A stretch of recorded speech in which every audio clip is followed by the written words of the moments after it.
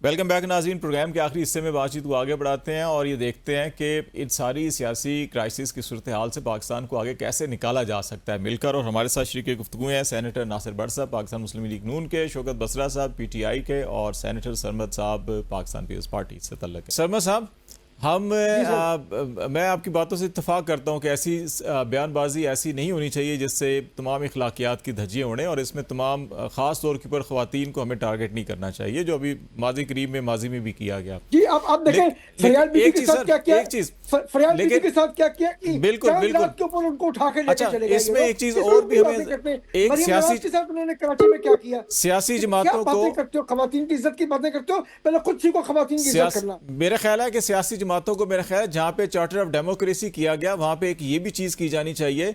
और दूसरा ये देखें, 70 साल से मेरा ख्याल है फातिमा जना को जब बुरा भला कहा गया तो उस वक्त तो PTI नहीं थी, या ना पीपल्स पार्टी थी, ना नून लीग थी।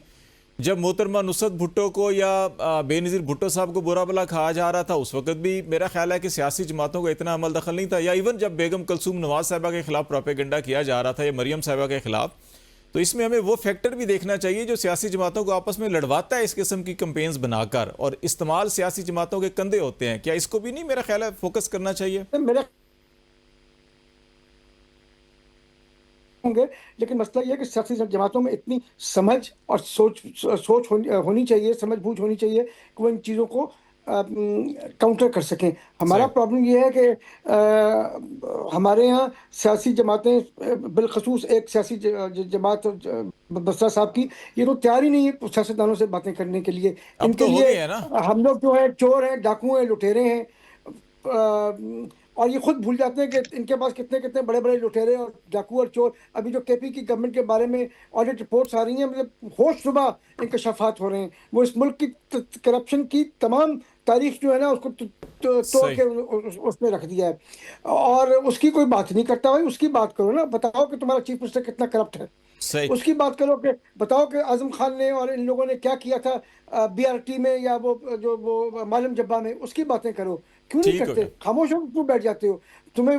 और आपने खवातीन की बात की, आप मुझे बताइए कि कौन सा कानून ये कहता था कि जी आप चांद रात को आके फरियाल तालपुर साहबा को गिरफ्तार कर लें? आप एक दिन 3 दिन रुक नहीं सकते थे कि उनको मौका दे देते कि वो? मैं यही कह रहा हूँ सरमद साहब, चाहे मरियम नवाज साहिबा को कराची में होटल में जिस तरह अंदाज में उनको गिरफ्तार किया गया, या फरियाल तारपुर को किया गया, या बुशरा बीबी का इद्दत केस जिस अंदाज में बनाया गया, ये सियासी जमातों को समझना होगा। सर ये मसला ये है कि वो कहते हैं ना मकाफात अमल, ये मकाफात अमल है सर। ये वो कहते हैं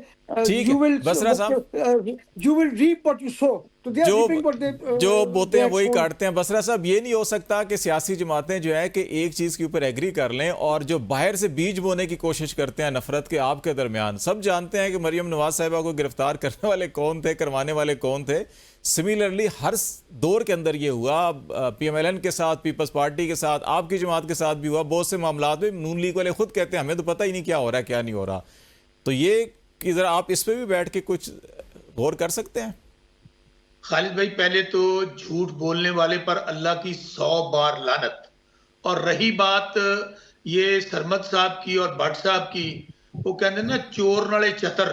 अंदाजा करें कि जिनका काम ही पाकिस्तान में लूटना सूटना और सारी जायदादें इन लोगों ने लूट के पाकिस्तान से बाहर ले गए हैं, और जिनको दुनिया की यूनिवर्सिटीज में करप्ट खानदानों के तौर पर पढ़ाया जाता है।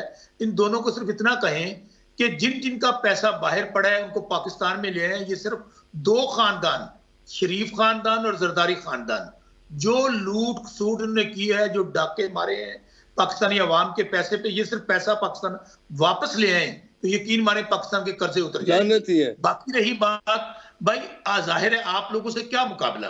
अब तो बेचारे आप लोगों की हैसियत ये है कि आप काउंसलर मुंतखब नहीं हो सकते। अवाम तो आप लोगों से नफरत करती है, अवाम तो आपको जेलों में देखना चाहती है, खा वो जरदारी साहब हो, खा ये नवाज शरीफ साहब हो, शहबाज शरीफ हो, ये जो इनके चेले और खलीफे हैं, ये सरमद साहब और भट्ट साहब जैसे, ये बेचारों का काम तो वो तबलीगियों वाला है। इनकी बात करने दें। आपने बोला, मैंने इंटरप्ट नहीं किया।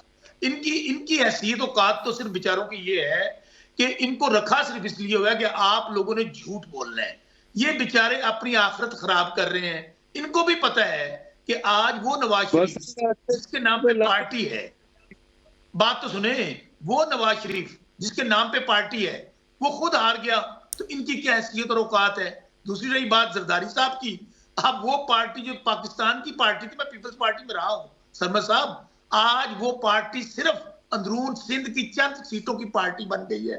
वो पार्टी जिसमें बेनजीर भुट्टो साहब शहीद थी, और आज लाड़काना में शहीद जुल्फकार अली भुट्टो और शहीद बीबी की कब्रें, उनकी रूहें तड़प रही होंगी कब्रों के अंदर कि जो कुछ आपने शहीद जुल्फकार अली भुट्टो और शहीद बीबी की पार्टी के साथ किया है। रही बात, देखें मैं फिर कहता हूं कि आपने माजी में जो किसी ने कुछ किया, हम तो टोटल 3 साल इमरान खान साहब की हुकूमत रही, ये 6 पार्टियां बारी ले चुकी हैं, पीपल्स पार्टी भी और नून लीग भी। पाकिस्तान का बेड़ा गर्क इन लोगों ने किया कि जो आज पाकिस्तान को लूटते थे वो सब इकट्ठे होकर बैठे हैं, और इमरान खान के अकेले के खिलाफ ये इकट्ठे हैं। पूरा पाकिस्तान इमरान खान साहब की क़यादत में एक तरफ खड़ा है, ये चंद लूटने वाले खानदान, ये क्रिमिनल एलीट जिन्होंने पाकिस्तान को लूटा है, वो एक अलग खड़े हैं जालसाजी के साथ। सो एक ही हाल है कि फेयर एंड फ्री इलेक्शन करवाए जाएं, तमाम इदारे अपने हदूद में रहें, और पाकिस्तान आगे नहीं बढ़ सकता। आप देख लीजिएगा, पहली हालत ये है कि इस जाली हुकूमत ने इतना नुकसान कर दिया पाकिस्तान का। पाकिस्तान में महंगाई देख लें, आसमानों को छू रही है। आपका नौजवान, आपके पाकिस्तान के लोग मुल्क छोड़ छोड़ के बाहर भाग रहे हैं। बसर साहब 2 मिनट रह गए, मैं चाह रहा हूँ भट्ट साहब को मैं ले लूँ कि जो नुक्ता आप ये कह रहे हैं कि पाकिस्तान को आगे बढ़ने के लिए फेयर एंड फ्री इलेक्शन होने चाहिए, साफ शफाफ निज़ाम होना चाहिए, और अकाउंटेबिलिटी अक्रॉस द बोर्ड होनी चाहिए, और दूसरा जो है कि कमीशन भी बना लेनी चाहिए, ताकि, और मेरा ख्याल है इसमें एक चीज़ ये भी शामिल करें कि आप ये भी कर लें कि ख़वातीन को सियासी नज़रियात की बुनियाद के ऊपर ज़रूर तनकीद करें, लेकिन इखलाकियात या उस जात की तरफ नहीं जाना चाहिए। मेरा ख्याल है भट्ट साहब, बात सुनिए खालिद साहब, ये कमीशन खाने के आदी हैं, ये जुडिशियल कमीशन नहीं बनाएंगे। चले अल्लाह करे बन जाए। जी भट्ट साहब, नहीं ये नहीं बनाएंगे, ये पैसे खाने के आदी हैं, कमीशन खाने के आदी हैं। जी भट्ट साहब, बसरा साहब ने बड़ी अच्छी बात की, झूठों पे लानत 1 2 3 दफा। झूठ इंसान इतना बोले, इस जमात का काम है कि वो झूठ सच साबित हो, झूठा हमेशा झूठा होता है। 3 साल में जो तबाही पाकिस्तान की इस रजीम ने की, जिसमें इमरान और फैज हमीद और साकिब निसार, आसिफ सईद खोसा जैसे लोग शामिल थे, इनको कटहरे में लाया जाए। 1-2 कटहरे में आ गए हैं, बाकी भी आ जाएंगे।